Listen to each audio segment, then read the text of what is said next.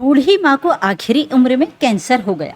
बेटों ने इलाज कराने के बजाय उसे घर के आंगन में जिंदा दफना दिया और खुद शहर काम पर चले गए।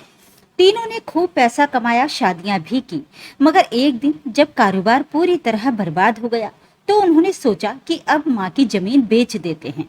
इस इरादे से वे अपने गांव के घर पहुंचे, लेकिन वहां पहुंचकर देखा कि पुराने खंडहर की जगह एक शानदार बंगला खड़ा था। जब दरवाजा खुला तो उनके मुंह आश्चर्य से खुले रह गए। प्रस्तुत है आज की कहानी उन्हीं की जुबानी। हमसे ज्यादा लालची शायद इस दुनिया में कोई नहीं था। आज भी हम अपने लालच को संतुष्ट करने के लिए उस घर की तरफ जा रहे थे। रास्ते में आपस में बात कर रहे थे कि घर तो अब खंडहर बन चुका होगा, किसी को कुछ पैसे देकर देख रेख करवा लेंगे। अब उस जमीन की कीमत आसमान छूने वाली है। हम सोच रहे थे कि घर की हालत कैसी होगी, लेकिन जब हम वहां पहुंचे तो हैरान रह गए। वो घर लग ही नहीं रहा था। हम जिस घर में दाखिल हुए वहां एक कब्र बनी हुई थी। उसे देखकर हम और भी चौंक गए, लेकिन जब कब्र पर लिखी बात पढ़ी तो हमारी हालत बिगड़ गई। ऐसा लग रहा था जैसे सांस रुक जाएगी। तभी अचानक किसी ने कंधे पर हाथ रखा और हमारी बची खुची जान भी निकल गई, क्योंकि हमने जिसे दफनाया था वही कब्र से बाहर खड़ा था। मेरा नाम फराज है। मेरे दो बड़े भाई थे। मैं सबसे छोटा था, लेकिन सबसे ज्यादा बिगड़ा और सबसे लाडला भी था। जब मैं 12 साल का था मेरे पिताजी का निधन हो गया। उन्होंने हमारे लिए एक बहुत बड़ी बीमा पॉलिसी करवा रखी थी। बीमा की राशि हमें ही मिलनी थी। पिताजी की मौत की खबर हमारे जीवन में सन्नाटा बनकर छा गई। कुछ दिनों तक रोने धोने के बाद बीमा कंपनी से जब चेक आया तो घर का माहौल एकदम बदल गया। माँ ने वो चेक बहुत देर तक हाथ में लिए देखा और उसकी आंखों से आंसू बहने लगे। उसने कहा, तुम्हारे पिताजी जाते जाते भी तुम्हारे लिए बहुत कुछ छोड़ गए हैं। ये घर तुम्हारे नाम कर गए और ये पैसे भी तुम्हारी जिंदगी संवारने के लिए छोड़े हैं। माँ की आंखों में कृतज्ञता थी, आवाज में श्रद्धा थी, लेकिन हमें उस वक्त उस भावना की कीमत समझ नहीं आई। शायद इसलिए कि कृतज्ञता जैसी भावना हमारे स्वभाव में थी ही नहीं। बड़े भाई ने माँ की बात सुनकर बहुत बेरुखी से कहा, अगर पिताजी ने कुछ कर भी दिया तो इसमें क्या बड़ी बात है। हर पिता अपनी संतान के लिए कुछ ना कुछ करता है, इसमें कोई महानता नहीं है। माँ का चेहरा एक पल के लिए बुझ सा गया, जैसे किसी ने उसके दिल को चोट पहुंचाई हो। लेकिन उसने कुछ नहीं कहा, बस नजरें नीचे कर ली और वो चेक जिसे थोड़ी देर पहले वो प्यार से देख रही थी तकिए के नीचे रख लिया। उस दिन के बाद माँ चुपचाप रहने लगी थी। हम तीनों भाई अपने अपने काम में लग गए थे। कोई बड़ा नौकरी पेशा नहीं था, बस थोड़ा बहुत व्यापार करते थे जिससे गुजारा चल जाता था। वो घर जिसे पिताजी हमारे नाम कर गए थे हमें कभी अच्छा नहीं लगा। गांव इतना पिछड़ा और पुराना था कि वहां जाना ऐसा लगता था जैसे समय के अंधेरे कुएं में उतर रहे हों। शहर के सपने आंखों में बसे थे, लेकिन सच्चाई यही थी कि हम एक ऐसी जगह घर के मालिक थे जहां की जमीन की कीमत पिछले 10 साल में 1 इंच भी नहीं बढ़ी थी। न कोई स्कूल था, न अस्पताल, न बिजली की व्यवस्था थी, न पक्की सड़कें। बस टूटी फूटी दीवारें थीं जिनके भीतर हमारी जिंदगी बंद थी। पिताजी ने जो घर हमारे नाम किया था उसमें हमें कोई एहसान महसूस नहीं होता था, बस गरीबी की बदबू आती थी। वो घर बेचने पर भी कोई बड़ा फायदा नहीं होता और बिना मरम्मत के कोई खरीदने को तैयार भी नहीं था। ऐसे में हम तीनों भाई अक्सर सोचते थे, अगर माँ न होती तो हम कब के यहाँ से जा चुके होते। शहर जाकर कोई किराए का फ्लैट ले लेते, मेहनत करते, रोज कमाते और शायद जिंदगी बेहतर हो जाती। लेकिन समस्या यह थी कि माँ को यहाँ अकेला छोड़ने का विचार किसी को भी अच्छा नहीं लगता था। वो बीमार जरूर थी, मगर इतनी नहीं कि बिस्तर पर पड़ जाएं। वो घर का हर काम सलीके से करती थी, हर समय रसोई में कुछ ना कुछ बनाती रहती थी और कभी कभी पुराने संदूकों से पिताजी की चीजें निकालकर आंखों में आंसू ले आती थी। ऐसे ही एक दिन माँ की तबीयत कुछ ज्यादा ही बिगड़ गई। शरीर में इतनी कमजोरी थी कि वो बिना सहारे के चल भी नहीं सकती थी। सांस लेते हुए हांफने लगती थी। हमने सोचा कि कोई सामान्य बीमारी होगी, बुखार या कमजोरी की दवा से ठीक हो जाएंगी।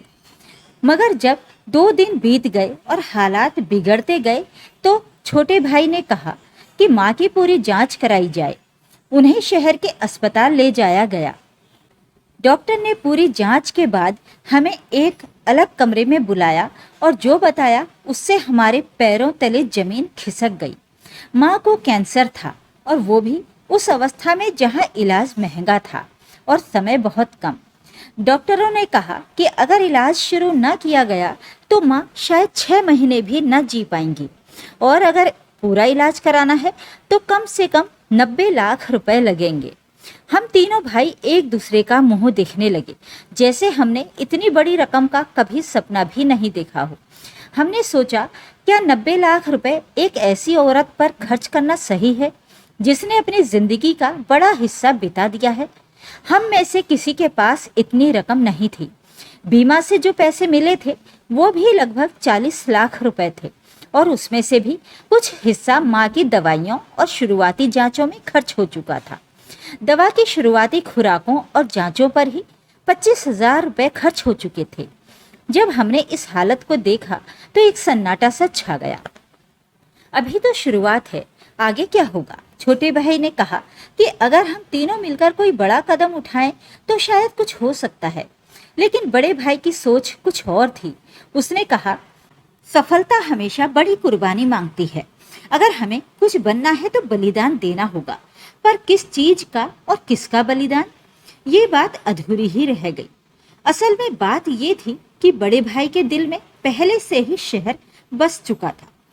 वहां वो एक लड़की को पसंद करने लगा था और उसके सपनों में एक नया घर, नई जिंदगी थी। उसके ख्यालों में अब माँ एक रुकावट बन चुकी थी। वही माँ जिसने बचपन में उसका हाथ थामा था, अब वो उसे बोझ लगने लगी थी। एक ऐसा बोझ जिसे उतारे बिना वो आगे नहीं बढ़ सकता था। वो बार बार हमसे कहता, अगर तुम लोग चाहते हो कि जिंदगी में कुछ हासिल करो तो दिल को सख्त बनाना होगा, भावनाओं की जगह बुद्धि को देनी होगी, वरना सारी जिंदगी इस पुराने टूटे फूटे घर और बीमार माँ के साथ सड़ते रहोगे। शुरू शुरू में उसकी बातें अजीब लगती थी। कोई सामान्य इंसान ऐसी बातें कैसे कर सकता है? लेकिन जब उसने बार बार यही बात दोहराई और हमने माँ को दर्द में तड़पते देखा तो कहीं ना कहीं दिल के कोने में ये विचार उठने लगा कि शायद वो सही कह रहा है। शायद हम माँ को मुसीबत से छुटकारा दिला रहे होंगे। शायद उन्हें शांति मिल जाएगी। शायद हम भी एक नई जिंदगी शुरू कर पाएंगे। एक रात बड़े भाई ने सबको इकट्ठा किया और कहा, अब और सहन नहीं हो रहा। न माँ की हालत देखी जाती है, न अपनी बेबसी। ये जिंदगी बस एक इंतजार है, एक ऐसी मौत का जो आती ही नहीं। उसने कहा, हमें माँ को एक शांत मौत दे देनी चाहिए। वैसे भी वो कैंसर की आखिरी अवस्था में है। 3-4 महीने में तड़प तड़प कर मर जाएंगी, लेकिन इस दौरान हमारी जिंदगी बर्बाद हो जाएगी। व्यापार बंद हो जाएगा, शहर जाने का सपना टूट जाएगा। तो बेहतर यही है कि इससे पहले वो खुद चली जाएं, हम उन्हें विदा कर दें, ताकि उन्हें भी राहत मिले और हमें भी। मंझले भाई ने पहले तो हिचकिचाहट दिखाई, लेकिन फिर उसने भी हामी भर दी। मेरे दिल में एक अजीब बेचैनी थी। मैंने कहा, नहीं, ऐसा नहीं करेंगे, ये गलत है, बहुत बड़ा पाप है। लेकिन मेरा स्वर इतना दृढ़ नहीं था कि उनके इरादों को रोक पाता। बड़े भाई ने कहा, तुम भावुक हो रहे हो, ये समय भावना दिखाने का नहीं है। जब हम शहर पहुंचेंगे सब भूल जाओगे, फिर ना ये घर याद आएगा ना माँ। उस दिन दोपहर को माँ छत पर कपड़े सुखाने गई। मैं नीचे था, मंझला भाई बर्तन धो रहा था और बड़ा भाई माँ के पीछे छत पर गया। पता नहीं क्या हुआ, कुछ देर बाद एक जोरदार आवाज आई। मैं भागकर बाहर निकला। माँ जमीन पर बेहोश पड़ी थी और चेहरा घायल था, शरीर शांत। मैं चिल्लाया, माँ को क्या हो गया, कैसे गिर पड़ी? बड़ा भाई हांफते हुए बोला, पता नहीं, शायद पैर फिसल गया। मैं करीब गया, माँ की नब्ज देखी, बहुत हल्की सांस चल रही थी। मैंने कहा, माँ जिंदा है, चलो जल्दी अस्पताल लेकर चलते हैं। लेकिन बड़ा भाई चिल्लाया, अस्पताल जाकर क्या करेंगे? डॉक्टर ने भी यही कहा है कि अब कुछ नहीं हो सकता, मृत्यु निकट है, बस इसे शांति से जाने दो, चुपचाप इसका अंत कर दो। मंझले भाई ने भी सिर हिलाया, जैसे सब कुछ पहले से तय हो। मैं चुप रहा, जैसे मेरी जुबान गुम हो गई हो, जैसे मेरे शरीर से जान निकल गई हो। वो माँ जिनके स्पर्श से हम बड़े हुए, जिनकी दुआओं से हम बच्चे बने रहे, अब उन्हें दफनाने की तैयारी हो रही थी। बड़े भाई ने कहा, अगर रिश्तेदारों को बुलाया तो बात फैल जाएगी। खर्चा अलग होगा और लोगों की बातें अलग से सुननी पड़ेंगी। और फिर माँ की तो यही इच्छा भी थी कि उन्हें उसी घर में दफनाया जाए जहाँ उनके पति ने उनके लिए छत बनाई थी। वो बार बार कहा करती थी, जब मैं मर जाऊं तो मुझे इसी आंगन में दफन करना, जहाँ मैंने पूरी जिंदगी अपने बच्चों का इंतजार किया। हमने एक दूसरे की तरफ कुछ देर देखा, फिर आंगन के एक कोने को चुना और कब्र खोदनी शुरू कर दी। जब मिट्टी हट रही थी तब मुझे हर झोंके के साथ ऐसा लगता था जैसे माँ सांस ले रही हो, जैसे वो हमसे कुछ कहना चाहती हो, लेकिन हमने कुछ नहीं सुना। हमने उनके चेहरे पर सफेद चादर डाल दी और उन्हें उस तंग कब्र में उतार दिया। मैंने फिर कहा, माँ जिंदा है, देखो उनके होंठ हिल रहे हैं, वो सांस ले रही हैं। लेकिन मेरे भाइयों ने कहा, ये तुम्हारा भ्रम है, तुम्हारा डर है, तुम्हारी कमजोरी है, छोड़ो इसे। माँ अब इस दुनिया में नहीं रही, ये सब तुम्हारी आंखों का धोखा है। और हमने अपनी माँ को जिंदा दफना दिया, ना किसी को बुलाया, ना कोई अंतिम क्रिया की। बस कब्र को बंद कर दिया और घर का दरवाजा ताला लगाकर बंद कर दिया और हम तीनों शहर की ओर रवाना हो गए। 2-4 दिन दिल बहुत भारी रहा, रातों को नींद नहीं आती थी। माँ की आवाज कानों में गूंजती थी, जैसे वो पुकार रही हो, जैसे उनकी आंखें अब भी आंगन की मिट्टी में कैद हों। लेकिन जब शहर की चमक दमक देखी, वहां की रोशनियों में अपने सपनों को हकीकत बनते देखा, तो वो बोझ हल्का होने लगा, वो दर्द धुंधला पड़ने लगा। वो कब्र अब याद से मिटने लगी। शायद यही दुनिया है, यहाँ रिश्ते यादों से नहीं चलते और जिंदा लोग मृतकों को बहुत जल्दी भूल जाते हैं। जब बड़े भाई ने पहली बार शहर की एक लड़की की बात की थी, तब हमें अंदाजा नहीं था कि वो सिर्फ एक लड़की की नहीं, बल्कि एक पूरे योजनाबद्ध उद्देश्य की बात कर रहा है। वो लड़की एक अमीर परिवार से थी, सुंदर, आकर्षक और व्यवहार में राजकुमारियों जैसी। वो अकेली नहीं थी, उसकी 2 बहनें भी थीं, जो रूप और गुणों में किसी से कम नहीं थीं। उन तीनों बहनों के पिता एक बड़े व्यापारी थे, जो अधिकतर समय देश से बाहर रहते थे। उनकी माँ का कई वर्ष पहले निधन हो चुका था।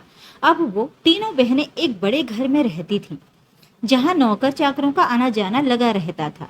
जब हमें पता चला कि भाई का उन बहनों से मेलजोल है, तो पहले तो हम हैरान हुए, लेकिन फिर हालात ऐसे बदले कि हम भी उसी रास्ते पर चल निकले। भाई ने सबसे बड़ी बहन से शादी की और कुछ ही महीनों में हम दोनों छोटे भाइयों ने भी बाकी 2 बहनों से शादी कर ली। शादियां चुपचाप हुई, लेकिन हमें कोई आपत्ति नहीं थी, क्योंकि ये शादियां हमारे लिए फायदे का सौदा बन रही थी। उनके पैसों से हमने अपना पहला व्यापार शुरू किया, एक छोटी सी कपड़े की दुकान। हम तीनों भाइयों ने मिलकर मेहनत की। हमारी पत्नियां घरेलू थीं, लेकिन सौम्यता और सुंदरता से मन मोह लेती थी। कुछ ही समय में व्यापार ने रफ्तार पकड़ ली। हमने दूसरी दुकान ली, फिर एक छोटा गोदाम बनाया, फिर कुछ दोस्तों के साथ मिलकर थोक व्यापार शुरू कर दिया। और देखते ही देखते 1.5 साल के अंदर हम ऐसे लोग बन गए जिनके पास घर था, गाड़ी थी, दुकानें थी और पैसा भी। हम हैरान थे कि गांव में रहकर हम इतने साल तक क्यों संघर्ष करते रहे, जैसे कोई साया था जो हमें बांधे हुए था, जैसे कोई रुकावट थी। लेकिन जैसे ही हमने गांव छोड़ा, जैसे ही माँ का बोझ उतारा, सब कुछ बेहतर होने लगा, जैसे किस्मत ने हमें गले से लगा लिया हो। शहर की जिंदगी रंगीन थी, औरतें सुंदर थीं, हर रोज नए कपड़े, नया खाना, जिंदगी का ढंग आसान होता गया। यहाँ तक कि हमें याद भी नहीं रहा कि माँ की कब्र कहाँ थी और आखिरी बार उसकी याद कब आई थी। लेकिन समय एक जैसा नहीं रहता। जिस घर में हमने रहना शुरू किया था, वो किसी महल जैसा था, लेकिन एक दिन अचानक पता चला कि वो घर औरतों का अपना नहीं, बल्कि उनके किसी रिश्तेदार का है, जो अब वापस आ रहा है और हमें तुरंत खाली करना होगा। पहले तो हमें यकीन नहीं हुआ, लेकिन जब कानूनी नोटिस मिला तो हम मायूस होकर वो घर छोड़कर एक छोटे से फ्लैट में आ गए। 3 पत्नियां, 3 परिवार और एक छोटा सा फ्लैट, जहां सांस लेना भी मुश्किल लगने लगा। वे सारी सुविधाएं जो पहले हमारे पास थी, अब एक एक करके हमसे छीनी जाने लगी। फिर ऐसा लगा जैसे बदकिस्मती ने हमारा पीछा पकड़ लिया हो। कारोबार में अचानक गिरावट आने लगी। कल तक जो गोदाम मुनाफा देता था, अब नुकसान देने लगा। वे दुकानें जिन पर रौनक हुआ करती थी, अब खाली पड़ी रहती। ग्राहक आते भी तो हम में से कोई उनसे बात करने के मूड में नहीं होता। 3 भाइयों का एक ही कारोबार था। हर बात पर बहस होती, कोई कुछ कहता तो दूसरा उसके खिलाफ हो जाता। किसी को सलाह देना चाहो तो वो ताना बनकर लौट आता। दिन ब दिन झगड़े बढ़ने लगे। पहले आवाजें ऊंची हुई, फिर दरवाजे बंद होने लगे। इस तरह उन तीनों बहनों के बीच भी समय के साथ दूरियां बढ़ने लगी। कोई कहता कि दूसरी ने ससुराल वालों से ज्यादा मेलजोल बढ़ा लिया है, कोई कहता पति के कहने पर अपने ही खून से दूर हो गई है, और यूं उनके बीच खिंचाव आता गया। हम तीनों भाई भी उन्हीं की तरह एक दूसरे से दूर होते गए। घर का माहौल बिगड़ गया। पत्नियों की आपस में बातचीत बंद हो गई। हमारी बातचीत भी कड़वाहट का शिकार होने लगी। कारोबार जो पहले हमें जोड़कर रखता था, अब हमें एक दूसरे से दूर कर रहा था। ऐसा लगने लगा जैसे हमारे चारों ओर की दीवारें सिमटती जा रही हों। फ्लैट की छत नीचे आती लगती थी। दीवारें बातें सुनने लगी थी। पत्नियों की जुबान में नोकझोंक आने लगी थी। भाइयों की आंखों में अजनबियत आने लगी। दिल के अंदर ऐसा बोझ बैठ गया जिसे किसी को दिखाया नहीं जा सकता था। कभी रात को नींद खुलती तो माँ की वो आखिरी झलक याद आती, जब वो सांस ले रही थी और मैंने कहा था कि वो जिंदा है। लेकिन मेरे भाइयों ने कहा सांसें बस कुछ पल की मेहमान है, उनका मरना तय है, इसीलिए तकलीफ कम कर दो। और अब जब भी किसी बीमार को मरते हुए देखता हूँ तो लगता है कि शायद माँ भी इसी तकलीफ में थी, लेकिन हमने उन्हें दफना दिया, जिंदा दफना दिया। कभी दिल करता है कि चिल्ला चिल्ला कर बता दूं कि हमसे बहुत बड़ी गलती हो गई है, लेकिन फिर दिल में एक डर समा जाता है कि अगर ये राज खुल गया तो सब कुछ खत्म हो जाएगा। फिर वो कारोबार भी नहीं बचेगा जो अब सिर्फ कागजों पर बाकी है। वो इज्जत भी खत्म हो जाएगी जो कभी किसी की नजरों में थी। फिर एक दिन बड़ा भाई, जो कभी सबसे मजबूत था, हार गया। उसने मुझसे कहा, लगता है माँ की बद्दुआ लग गई है। उसने जो आखिरी नजर हम पर डाली थी वही अब हमें जला रही है। उसके पास शब्द नहीं थे, लेकिन उसकी आंखों में जो सवाल था वो अब मेरे सपनों में आता है। जैसे माँ पूछती हो, तुम्हें मेरी एक सांस जीने की बोझ लग रही थी? क्या मैंने तुम्हें इसलिए पाला पोसा था कि तुम मुझे जिंदा दफना दो? एक दिन हम तीनों भाइयों ने मिलकर ये निर्णय लिया कि अब शायद एक दूसरे से अलग हो जाना ही बेहतर होगा, क्योंकि साथ रहते हुए हम एक दूसरे के लिए जहर बन चुके थे। व्यापार तो वैसे भी खत्म हो चुका था, अब जो कुछ बचा था वो भी बिखर रहा था। कोई भी किसी की बात सुनने को तैयार नहीं था। पत्नियां अपने बच्चों को लेकर अलग रहने लगी। आपस में बातचीत बंद हो गई। दिलों में ऐसा खालीपन पैदा हो गया था जो भरने का नाम नहीं ले रहा था। सब कुछ टूट चुका था। अलग अलग रहने के बाद एहसास हुआ कि अकेलापन सिर्फ कमरों में नहीं बल्कि दिलों में भी उतर चुका था। अब एक बीमारी ने कमर तोड़ दी थी। जो पत्नियां कभी दौलत और आराम के सपने लेकर आई थी, वे अब दिन भर तानों में लगी रहती थीं। बच्चे सवाल करते थे, पहले इतना कुछ था, अब हम कहाँ आ गए? और इन सवालों का जवाब किसी के पास नहीं था। उसी दिन बड़े भाई ने सबको बुलाया और कहा, अब समय आ गया है कि हम वो निर्णय लें जो बहुत पहले ले लेना चाहिए था। गांव की जमीन और पुराना घर बेच देते हैं। जो पैसे मिलेंगे उन्हें आपस में बराबर बांट लेंगे और फिर अपनी अपनी राहें खुद तय करेंगे। हमें भी लगा ये बात समझदारी भरी है, क्योंकि अब साथ रहकर कुछ हासिल नहीं हो रहा था, तो क्यों ना अलग अलग अपनी किस्मत आजमाएं। एक पुरानी जीप बुक करवाई गई। तीनों भाई अपनी पत्नियों और बच्चों को लेकर रवाना हुए। पत्नियों से कहा, तुम्हें भी गांव दिखाते हैं जहां हम पले बढ़े। कुछ यादें तुम्हारे साथ बांटेंगे, शायद दिल हल्का हो जाए और थोड़ी सैर भी हो जाएगी। शहर के शोर से निकलकर खेतों की ओर सफर शुरू हुआ। रास्ते भर सब पुरानी बातें करते रहे। बचपन के खेल, बचपन की लड़ाइयाँ, वो डाली जिस पर चढ़कर माँ बुलाती थी तो भी नीचे नहीं उतरते थे। वे गलियां जहाँ खेलते खेलते शाम हो जाती थी। बातों बातों में एक भाई ने कहा, घर तो काफी पुराना हो गया होगा, गंदा भी होगा, सफाई भी करवानी पड़ेगी। दूसरे ने कहा, यहाँ तो कोई होटल भी नहीं है, रात कहाँ बिताएंगे? बड़े भाई ने कहा, चिंता मत करो, पहले वहां पहुंच तो लो, कुछ ना कुछ हो ही जाएगा। जब गाड़ी गांव के पास पहुंची तो सबकी नजरें खिड़कियों से बाहर थीं। हर किसी की आंखों में पुरानी यादें तैर रही थीं। लेकिन जैसे ही अपनी गली में मुड़े, सबके चेहरे पर उलझन आ गई। एक पल को ऐसा लगा जैसे हम गलत जगह पर आ गए हैं। वहां तो कुछ भी नहीं था जो हमारी यादों में था। न वो छोटा मिट्टी का घर, न पीपल का पेड़, न टूटी हुई चारपाई। सब कुछ गायब था। वहां अब एक ऊंची 3 मंजिला इमारत खड़ी थी, जैसे किसी ने जमीन पर कब्जा करके एक नया महल खड़ा कर दिया हो। अगर दरवाजे के पास वो पुराना पीपल का पेड़ न होता तो शायद हम मान ही नहीं पाते कि ये वही जगह है जहां हम कभी रहते थे। दिल की धड़कन तेज हो गई। जैसे ही गाड़ी से उतरे, सबकी निगाहें एक दूसरे से सवाल कर रही थी। घर का नक्शा बदल चुका था, दरवाजा खुला हुआ था, शायद कोई अंदर था। हम हिचकिचाते हुए अंदर गए। जैसे ही अंदर कदम रखा, सामने का दृश्य देखकर दिल की धड़कन एक पल को थम गई। वहां एक कब्र बनी हुई थी, और वो भी संगमरमर की। उस पर जो शब्द खुदे थे, उन्हें पढ़कर हमारे कदम लड़खड़ा गए। लिखा था, यहाँ मैं नहीं, मेरे 3 बेटे दफन हैं। ये शब्द ऐसे थे जैसे किसी ने हमारे दिल के अंदर की चीख को पत्थर पर उकेर दिया हो। पल भर में सब जड़ हो गए, आंखें सुन्न पड़ गईं, आवाजें बंद हो गईं, सांसें थम गईं। समझ नहीं आ रहा था कि ये सब क्या हो रहा है। माँ की वो कब्र जिसे हमने कभी बनाया था, आज न सिर्फ मौजूद थी, बल्कि जैसे बोल रही थी, हमारे खिलाफ गवाही दे रही थी, हम पर आरोप लगा रही थी। हमारी बेरुखी की दास्तान बन गई थी। हम दीवारों को देख रहे थे, जमीन को घूर रहे थे, एक दूसरे से पूछ रहे थे, क्या ये सपना है? उसी वक्त बड़े भाई के कंधे पर किसी ने हाथ रखा। जैसे ही उसने पलटकर देखा तो उसके चेहरे से जीवन का रंग उड़ गया। बचा खुचा होश भी जाता रहा। हम सब हैरानी से उसे देख रहे थे कि वो किसे देख रहा है, लेकिन उसके चेहरे पर डर और हैरानी की मिली जुली परछाइयां ये बता रही थी कि जो होने वाला है वो हमारी सोच से कहीं ज्यादा बड़ा है। अब अगली बात तब शुरू हुई जब हमने उस व्यक्ति की ओर देखा जो बड़े भाई के कंधे पर हाथ रखे खड़ा था। वो कोई और नहीं बल्कि हमारी माँ का बेटा समीर था, जिसके बारे में हमें बस इतना पता था कि माँ की पहली शादी हुई थी और वो विधवा होने के बाद हमारे पिता से ब्याही गई थी। समीर उनका पहला बेटा था, लेकिन बचपन में ही माँ के ससुराल वालों ने जबरदस्ती उसे माँ से छीन लिया था और वो वहीं पला बढ़ा और फिर कहीं गुम हो गया था। हमने कभी इस बारे में विस्तार से जानने की कोशिश नहीं की थी, क्योंकि माँ ने भी इस दुख को छिपाने की भरपूर कोशिश की थी और हमें भी कभी ये एहसास नहीं कराया था कि इस बात के पीछे कोई गहरा दर्द या सच्चाई हो सकती है। हमने यही सोचकर अपने मन को समझा लिया था कि समीर की कहानी बस एक अधूरी याद है, एक भूली बिसरी दास्तान। लेकिन आज वो अधूरी कहानी सच बनकर हमारे सामने खड़ी थी। समीर ने आत्मविश्वास से बड़े भाई की ओर देखा और कहा, हाँ, यही वो जमीन है जहाँ मेरा जन्म हुआ था और जिसे तुम लोगों ने मेरी माँ समेत जमीन में दफना दिया।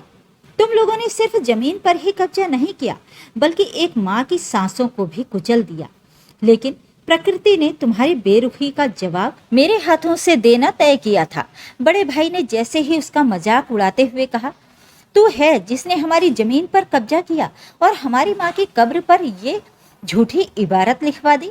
समीर ने गंभीरता से जवाब दिया, ये कोई झूठ नहीं है, ये वही सच्चाई है जो तुम लोगों ने छिपाई थी और जिसे मैंने पत्थर पर उकेर दिया, ताकि दुनिया देखे कि जब खून के रिश्ते बेरहम हो जाएं, तो मिट्टी कैसे चीखने लगती है। उसी पल पीछे से कदमों की आहट आई और जब हम सब ने पलट कर देखा, हमारी आंखें हैरानी से फटी की फटी रह गईं।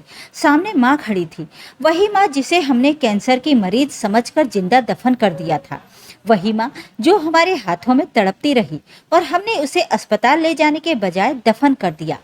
अब वही माँ हमारे सामने खड़ी थी, स्वस्थ, सुंदर और शांत।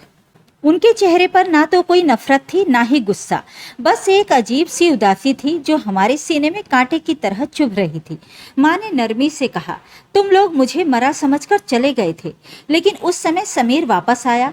वो मुझसे मिलने आया था। जब उसने मेरी हालत देखी तो मुझे कब्र से निकाला, अस्पताल ले गया, महीनों इलाज करवाया और मौत से छीन कर मुझे फिर से जिंदगी दी। फिर मैंने तय किया कि जिस बेटे ने माँ को जिंदा दफन कर दिया, उससे बेहतर वो बेटा है जिसने माँ को मौत के मुंह से निकाल कर जीवन दिया। मैंने सारी संपत्ति, सारी जमीन समीर के नाम कर दी और आज मैं उसी के साथ हूँ। मैं उसके बच्चों के साथ रहती हूँ जो मुझे दादी कहते हैं। तुम लोग यहाँ क्या लेने आए हो? चले जाओ यहाँ से। हमारे बड़े भाई को अब भी गुस्सा आ गया। उन्होंने कहा, आप कौन होती है हमारी संपत्ति किसी और को देने वाली? ये हमारा अधिकार है, ये हमारा हिस्सा है, ये हमारे पिता का घर है। इस पर माँ ने एक जोरदार थप्पड़ मारा और कहा, पिता का घर तो वो होता है जहाँ बेटे माँ को दफन करने के बजाय बचाते हैं। जिस घर में औलाद बेरहम हो वहाँ दीवारें भी रोती हैं। समीर भी चुप नहीं रहा। वो आगे बढ़ा और उसने भी भाई को थप्पड़ मारा और कहा, अब बता, तुझे अपनी जमीन प्यारी है या अपनी माँ की जान, जिसे तूने खुद कब्र में धकेल दिया। हम सब सन्न रह गए। हमने पहली बार माँ के चेहरे पर वो भाव देखे, दर्द, गुस्सा और बेबसी, एक गहरी निराशा जो हमने पहले कभी नहीं देखे थे। माँ ने हमें झिड़कते हुए कहा, अगर मैं चाहूँ तो पुलिस को बुला सकती हूँ, क्योंकि तुम लोगों ने मुझ पर जानलेवा हमला किया था। मैंने तुम्हें जिंदा छोड़ दिया क्योंकि मैं तुम्हारी जन्म देने वाली माँ हूँ, लेकिन अब तुम्हारे लिए मेरे दिल में कुछ नहीं बचा। तुमने अपनी माँ को दफनाया और आज वो माँ तुम्हें अपनी जिंदगी से निकाल रही है। जाओ यहाँ से, वरना कानून को याद दिलाऊंगी कि कैसे तुम लोगों ने मुझ पर अत्याचार किया था। समीर ने हमारी तरफ तिरस्कार से देखा और कहा, हाँ, बुलाओ पुलिस को। तुम्हें लगता है तुम बच जाओगे? ये जमीन अब मेरी है। मैं इस इलाके का सहायक उप निरीक्षक ASI हूँ। तुम्हारे कृत्य मेरे पास रिकॉर्ड में है। मैं तुम्हें जेल की हवा खिलवा दूंगा। ये सुनकर हमारे पैरों तले जमीन खिसक गई। आंखों से शर्म के आंसू बहने लगे। जुबानें गूंगी हो गईं। माँ के चरणों में गिरने की भी हिम्मत नहीं हुई। हमने एक दूसरे की तरफ देखा और चुपचाप रो पड़े। हम मुंह लटकाए अपनी पत्नियों और बच्चों के साथ गाड़ी में बैठकर लौट आए। पत्नियां कहती रहीं, माँ से माफ़ी मांगो, उनका दिल जीतो, उनसे अपना अधिकार लो। लेकिन हम क्या बताते कि माँ के दिल से हम कब के निकाल दिए गए थे। हम शहर लौट तो आए, लेकिन अब वो शहर भी हमें अजनबी लगने लगा। कारोबार पहले ही बर्बाद हो चुका था। अब मेहनत मजदूरी से पेट पालने लगे थे। पत्नियां दिन भर ताने देती थीं, बच्चे फरमाइशें करते थे, लेकिन हम चुप रहते थे, क्योंकि हमें पता था कि हमारी जिंदगी की बर्बादी किसी और की वजह से नहीं, हमारी अपनी नाफरमानी की सजा है। जिस दिन हमने माँ को कब्र में उतारा था, उसी दिन हमारी किस्मत भी दफन हो गई थी। जब तक माँ का दिल नहीं पिघलेगा, जब तक माँ की आंखों में हमारे लिए दुआ नहीं होगी, जब तक माँ के हाथ हमारे सिर पर नहीं होंगे, तब तक हम चाहे जो भी कमा लें, इज्जत नहीं कमा सकते। दिन बीतते गए, लेकिन दिल का बोझ कम नहीं हुआ। कई बार दिल चाहा माँ के कदमों में गिर जाएं, लेकिन फिर डर लगने लगा, कहीं माँ फिर से दुत्कार न दे। आज भी हम उसी मोहल्ले में एक किराए के छोटे से मकान में रहते हैं, काम करते हैं, खाना खाते हैं, लेकिन सिर्फ इस उम्मीद में जीते हैं कि शायद कभी माँ का दिल पिघल जाए और वो हमें माफ़ कर दें। सबक ये है कि दुनिया की कोई दौलत माँ की दुआ से बड़ी नहीं होती। माँ के कदमों तले स्वर्ग होता है। ये सिर्फ एक कहावत नहीं, बल्कि एक सच्चाई है। जिसने इसे समझा, उसने इस दुनिया में भी सफलता पाई और परलोक में भी। हमने माँ की आंखों में आंसू देखे थे, लेकिन इन आंसुओं के बदले हमें कभी सुकून नहीं मिला और शायद अब कभी मिलेगा भी नहीं, क्योंकि जब माँ का दिल टूट जाता है तो दुनिया की सारी कोशिशें भी उसे फिर से जोड़ नहीं सकती। माँ वो हस्ती है जो रातों को जाकर अपने बच्चों की नींद की हिफाजत करती है, जो भूखी रहकर भी अपने बच्चों का पेट भरती है, जो अपने दुख छिपाकर सिर्फ खुशियाँ देती है। लेकिन हम अक्सर उसी माँ को नज़रअंदाज कर देते हैं, उसकी कुर्बानियों को भूल जाते हैं। भगवान भी अपनी मोहब्बत को माँ की मोहब्बत से तुलना देता है और फरमाता है, मैं अपने बंदों से ज़्यादा माँओं से प्रेम करता हूँ। यही तुलना काफ़ी है माँ के दर्जे को समझने के लिए। हमने अपनी माँ को सिर्फ एक बीमारी और कमजोरी की वजह से मरने के लिए छोड़ दिया, सिर्फ इसलिए कि वो हमें बोझ लगने लगी थी। वो माँ जो हर मुसीबत में हमारे साथ खड़ी रही, जो हमारे लिए दुआएं करती थी, जिसके हाथों में बरकत थी, उसी माँ को हमने जिंदा दफन कर दिया। लेकिन कुदरत ने उस माँ को एक ऐसे बेटे के जरिए बचा लिया जिसे कभी अपनों से अलग कर दिया गया था, जिसे माँ की गोद छीनने का दर्द झेलना पड़ा था। फिर भी उसने बदला नहीं लिया। उसने सेवा की, प्यार दिया, वफा निभाई। हम शर्मिंदा हैं, लेकिन अब सिर्फ शब्द ही बचे हैं। माफ़ी भी कम पड़ गई है। माँ की नाराज़गी ऐसी होती है जो ना इस दुनिया में चैन देती है और ना आखिरत में मुक्ति। हमारी कहानी हर बेटे के लिए एक सबक है। कभी उस माँ को मत छोड़ो जिसने तुम्हें जन्म दिया, पाला, तुम्हारे लिए सारी दुनिया से लड़ी। अगर जिंदगी में कुछ अच्छा चाहते हो तो माँ की सेवा करो, उसके कदम चूमो, उसकी दुआ लो, वरना एक दिन ऐसा भी आ सकता है जब पछतावे के सिवा कुछ ना बचे। तो ये थी आज की कहानी। इस कहानी के बारे में अपनी राय कमेंट बॉक्स में जरूर लिखें। वीडियो को लाइक और शेयर कर दीजिए। चैनल को सब्सक्राइब जरूर करें ताकि आपको रोज अच्छी अच्छी कहानियां सुनने को मिल सकें। तो फिर मिलते हैं एक और कहानी के साथ। नमस्कार।